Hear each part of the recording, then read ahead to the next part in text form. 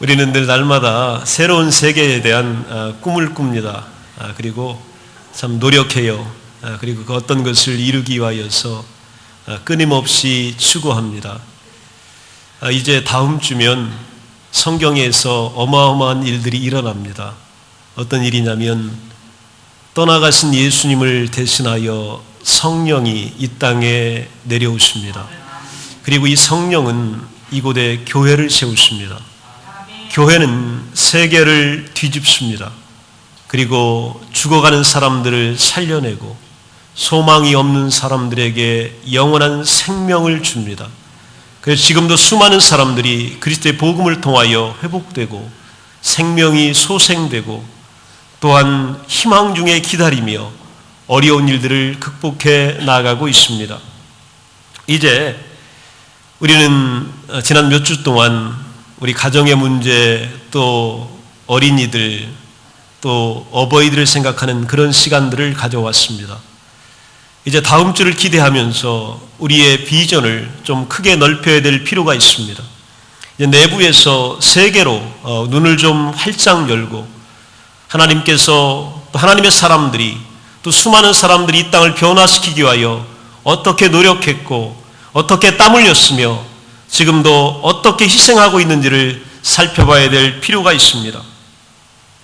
최근에 여러분의 고국 한국을 보시면서 또 총선 이후에 일어나는 일들을 지켜보시면서 많은 분들이 염려하셨습니다.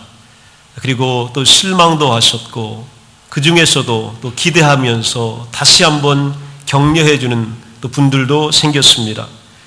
한국 사회는 현재 세대 간의 갈등이 굉장히 큰 것으로 나타나고 있습니다. 생각의 차이가 많이 있습니다.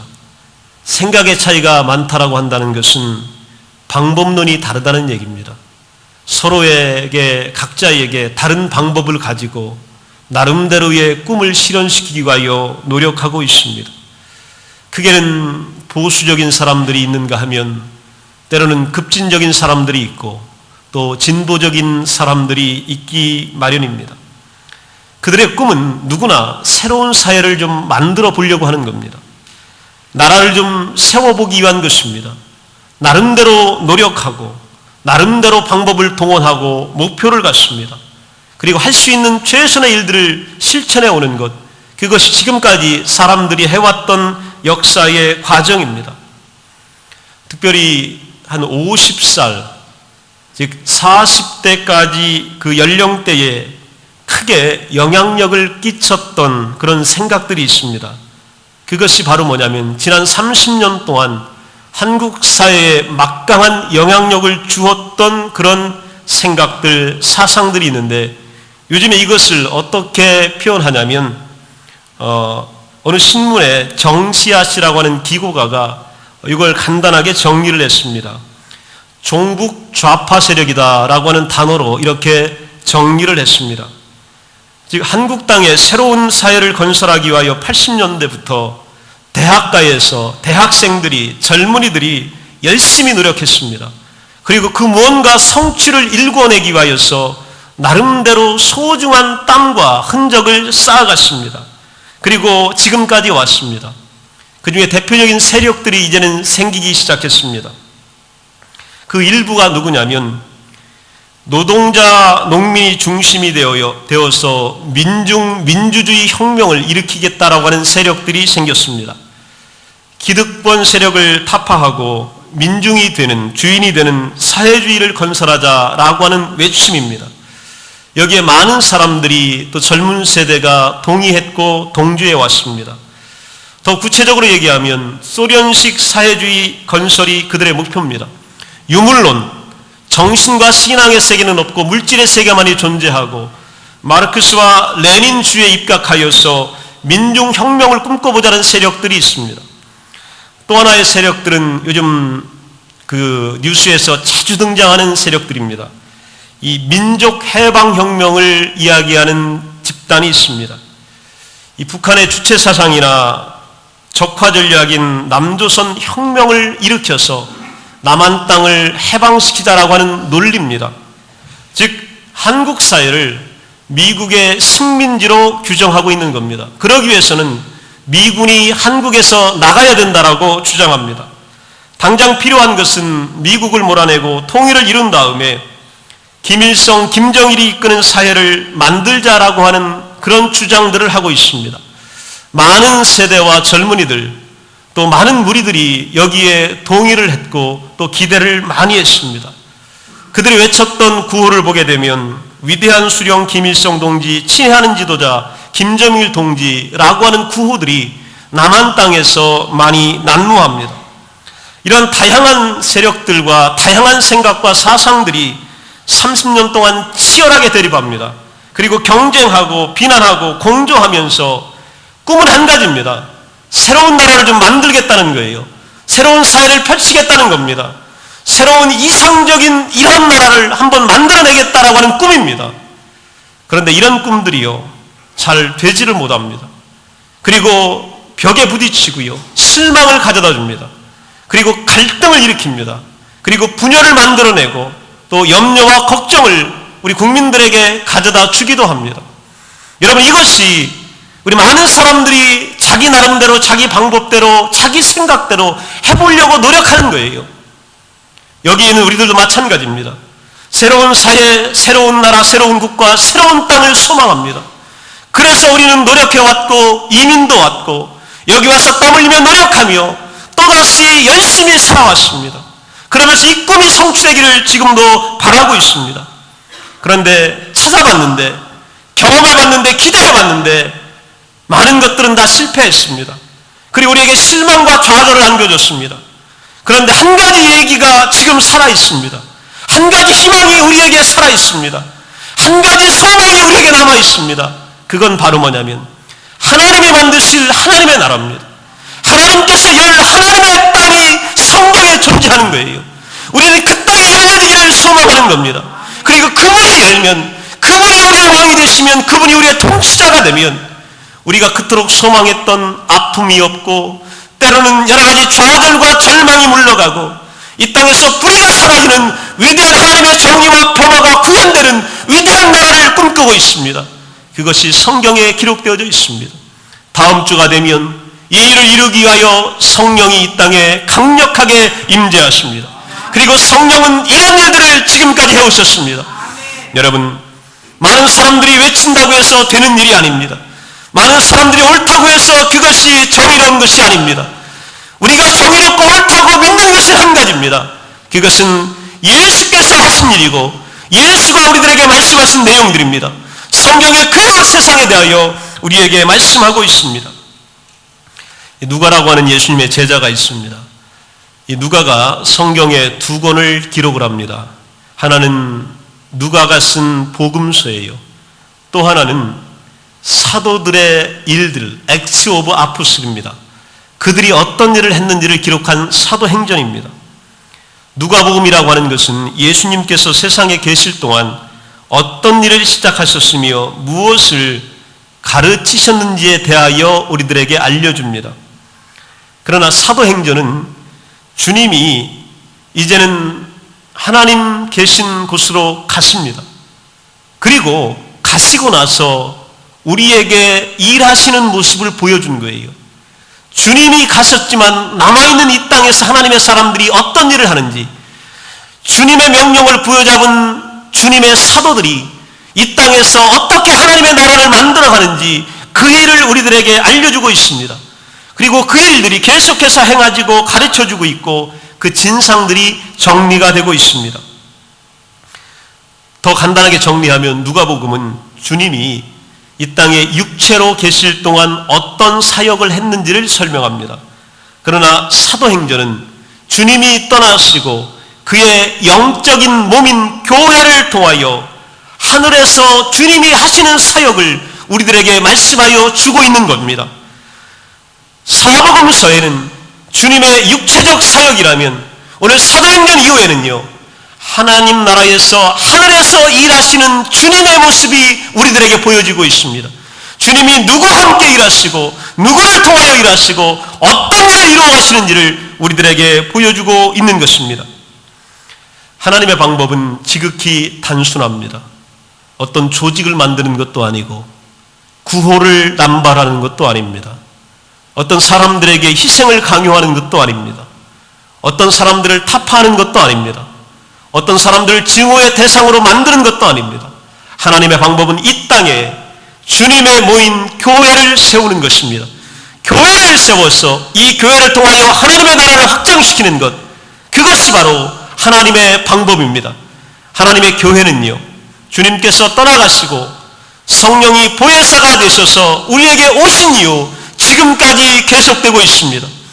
여러분, 한 번 있다가 없어질 일에 여러분의 생명과 인생과 시간을 거시겠습니까?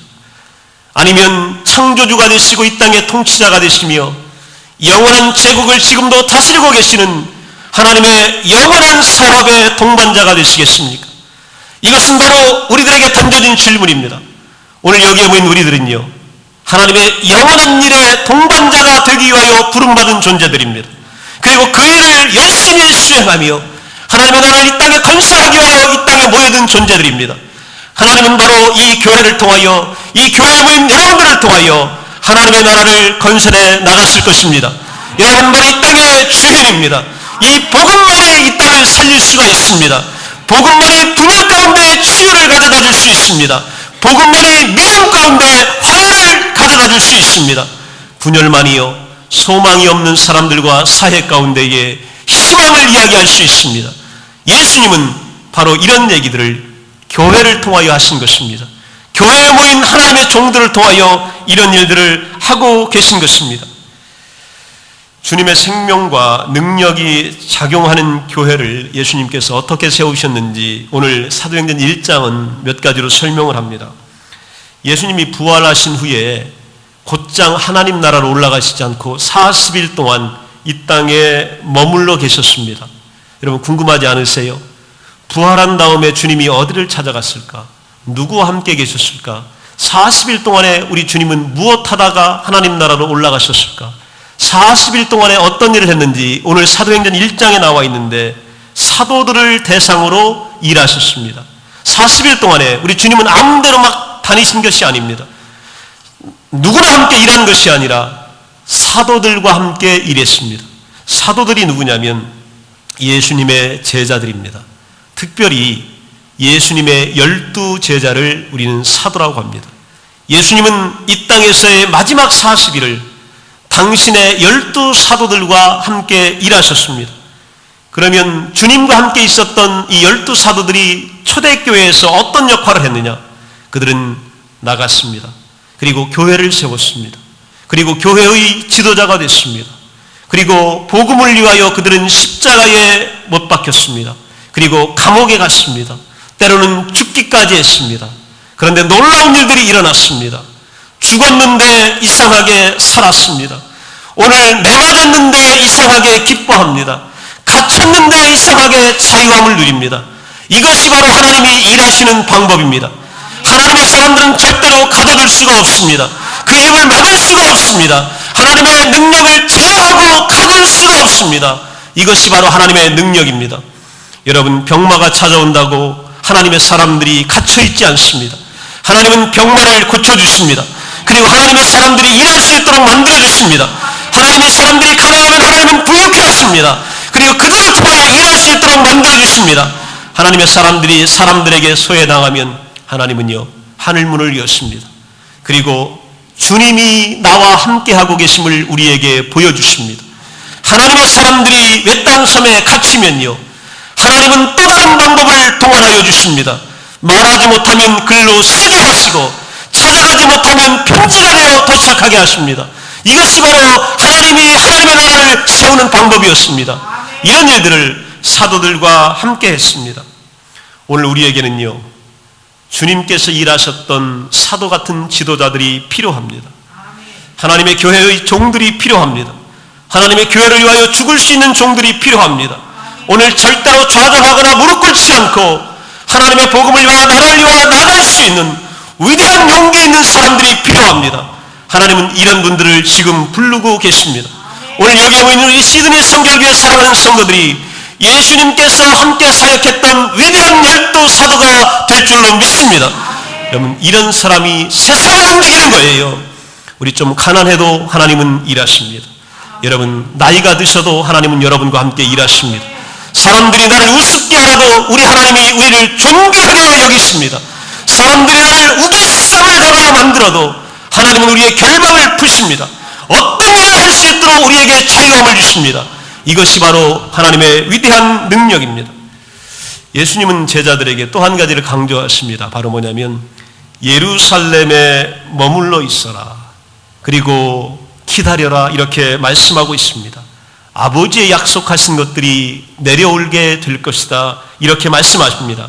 성령의 놀라운 기름 부으심을 주시겠다는 바로 약속입니다. 그곳이 바로 어디냐면 예루살렘입니다. 예루살렘은 가상의 장소가 아니라 구체적인 장소입니다. 오늘 그들이 머물러 있는 장소입니다. 그들이 예루살렘과 온 유다와 사마리아 전역에서 예수님의 부활을 증거하는 증인이 됐던 그 장소가 바로 예루살렘입니다. 왜냐하면 그들은 다시 사신 주님을 눈으로 목도했던 장소가 예루살렘이고, 그들의 귀로 그의 음성을 들었던 장소가 예루살렘입니다. 예수님이 하늘로 승천하신 장소도 예루살렘이었습니다.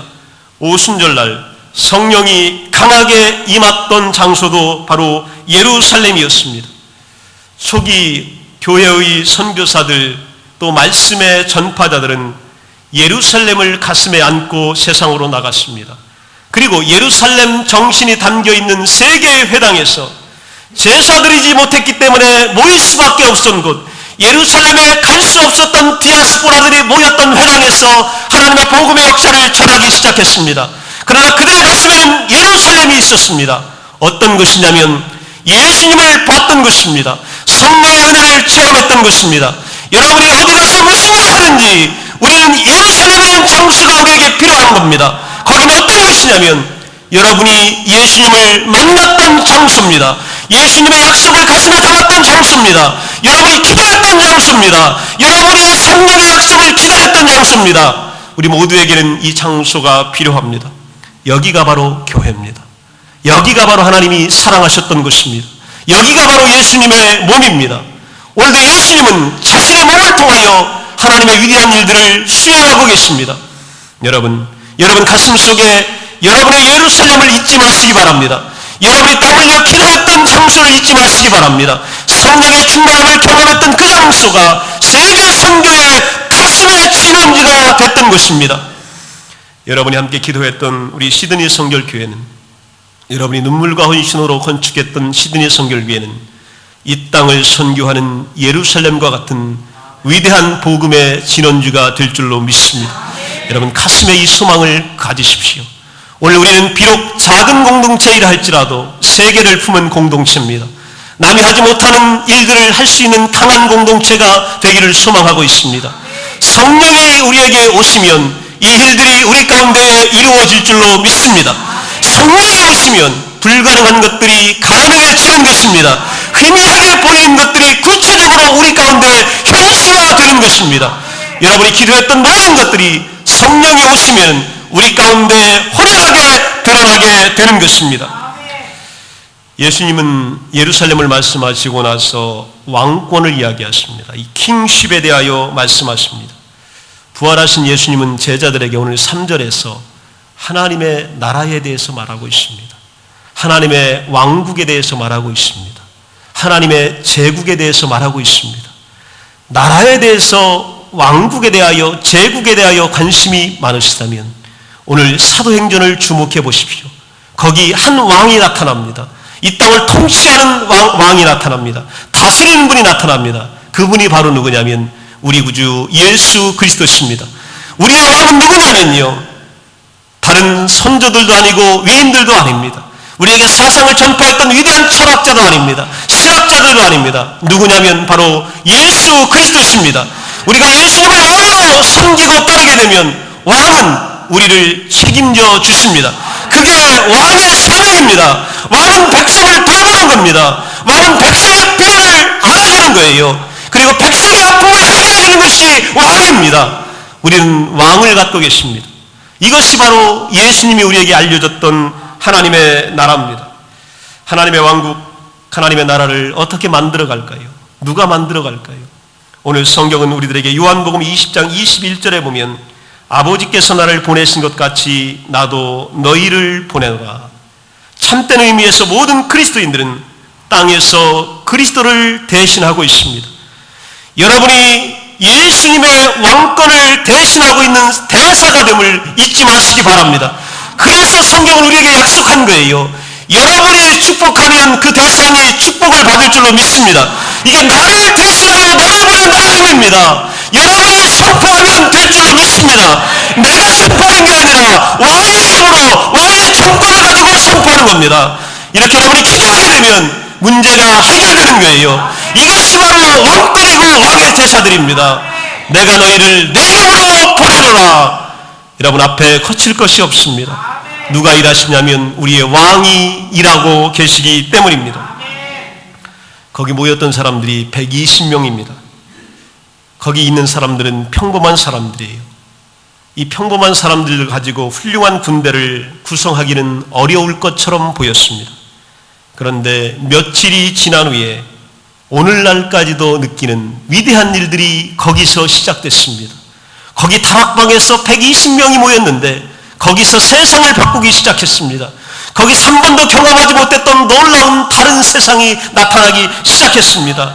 하나님이 그들에게 주셨던 자원들은 오늘 우리도 사용할 수 있습니다. 여러분, 내 손에 오늘 갖고 있지 않다고 해서 내가 없는 게 아닙니다. 내가 사용할 권리를 갖고 있으면 오늘 주님 손에 들려진 자원이, 이 리소스들이 결국 우리의 자원이 되심을 잊지 마시기 바랍니다. 많은 사람들은 지금 내 손에 뭐가 있느냐, 내 눈앞에 뭐가 있느냐, 내 소유가 뭐냐, 이것 때문에 찾아가는 거예요. 오늘 성경은 뭐라고 말씀하셨냐면 주님의 것이 우리의 자원이 됨을 말씀하신 거예요. 여러분이 원하는 대로 갖다 쓸 수가 있는 겁니다. 하나님의 뜻은 여러분의 것입니다. 그것이 여러분의 것이기만 하면 그것이 하나님의 일을 하는 하나님의 대사들에게는 그대로 전수가 되는 것입니다. 여러분, 그것이 바로 우리의 능력이 됩니다. 에베소 1장 22절에 보면 또 만물을 그의 발 아래서 복종하게 하시고 그를 만물 위에 교회의 머리로 삼으셨느니라. 우리의 제일 큰 자원은 어떤 것이냐면 살아계신 주님입니다. 여러분이 모인 이 교회의 머리가 누구시냐면 예수 그리스도이시기 때문입니다. 예수 그리스도는 몸에 필요한 생명을 우리에게 공급해 주시고 그 백성들에게 능력을 주시며 오늘도 방향을 제시해 주고 있습니다. 여러분, 어찌해야 될까 뭘로 하고 계십니까? 하나님께서 여러분에게 창조적인 능력과 지혜를 줄 줄로 믿습니다. 예수님은 방향을 주시는 거예요. 능력을 주시는 겁니다. 그리고 그 일을 할 수 있는 생명을 우리들에게 공급하여 주십니다. 하나님의 뜻을 행하고 하나님의 증인이 되고자 하는 하나님의 증인들에게는 하나님의 능력이 함께합니다. 이게 바로 성령의 능력입니다. 오늘 그 성령의 능력이 우리들에게 임하였던 것입니다. 내가 한다고 생각하는 것은 미련한 사람들이 하는 얘기입니다. 오늘 내가 하는 것이 아니라 나를 보내신 하나님께서 성령의 능력을 내게 주셔서 그 성령의 능력이 오늘 우리의 상황을 바꾸게 하는 것입니다. 오늘 여러분의 불가능한 어떠한 상황도 성령의 능력 안에서 바뀌게 될 줄로 믿습니다. 자녀들이 문제입니까? 오늘 여러분이 기도하시면 자녀들에게 하나님의 위대한 영이 들어갈 줄로 믿습니다. 자녀들의 비전이 살아날 줄로 믿습니다. 그들의 꿈이 새롭게 일어날 줄로 믿습니다. 이게 하나님의 능력이에요. 우리는요, 그 어떤 자녀도 내 힘대로 내가 계획했던 대로 하지 못합니다. 그러나 성령은 그렇게 하시게 되는 겁니다. 또 하나의 우리의 자원은 어떤 거냐면요, 우리 주님이요, 기다려라. 그러면서 뭐라고 하셨냐면 내가 다시 오겠다는 거예요. 이게 뭐냐면 재림에 대한 약속입니다. 이것이 재림에 대한 약속을 우리가 너무 많이 들으니까 별거 아닌 것 같아요. 다른 말로 해석하면요, 오늘 우리가 피 흘리며 눈물 흘리며 열심히 싸우고 있는데 오늘 자꾸 지고 있는 상황에서 이 전쟁을 승리로 이끌 왕이 우리를 돕기 위하여 귀환하는 것, 이게 바로 재림입니다. 왕의 귀환이 얼마 남지 않았습니다. 여러분, 조금만 견디시기 바랍니다. 우리 왕은 우리를 돕기 위하여 지금 하늘에서 내려오고 계십니다. 그분이 우리를 위하여 일하고 계시기 때문입니다. 왕이 지금 우리에게 리턴을 하고 있습니다. 돌아오고 있습니다. 여러분을 돕기 위하여 지금 내려오고 계십니다. 이것이 바로 우리의 상원입니다.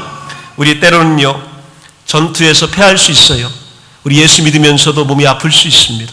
사업하면서 실패할 수 있습니다. 자녀들이 내 뜻대로 되지 않을 때도 있습니다. 이거는 지역적인 문제입니다.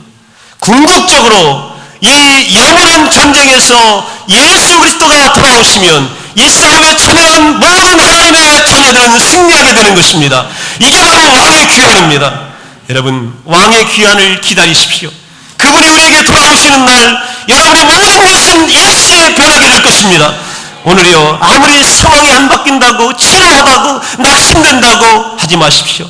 왕께서 우리에게 돌아오시는 날 모든 것이 일가에 바뀌게 될 것입니다.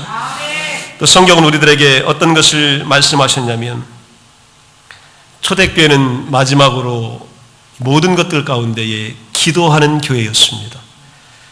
우리가 기도하면서 하나님의 도우심을 구할 때에 하나님은 자신의 능력을 우리와 함께 공유하십니다.